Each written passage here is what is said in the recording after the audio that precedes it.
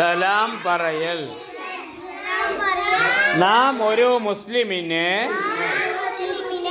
കണ്ടുമുട്ടുമ്പോൾ പുഞ്ചിരിച്ച് സലാം പറയണം. അസ്സലാമു അലൈക്കും എന്ന് പറഞ്ഞാൽ കേട്ടയാൾ വ അലൈക്കുമുസ്സലാം വറഹ്മത്തുള്ളാഹി എന്ന് മറുപടി പറയണം. സംസാരം തുടങ്ങാൻ ഏറ്റവും നല്ല വചനം അസ്സലാമു അലൈക്കും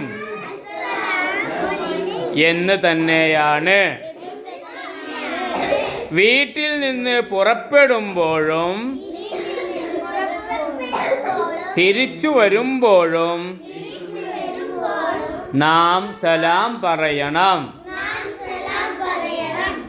ആരോടൊക്കെ സലാം പറയണം? ചെറിയവർ വലിയവരോട്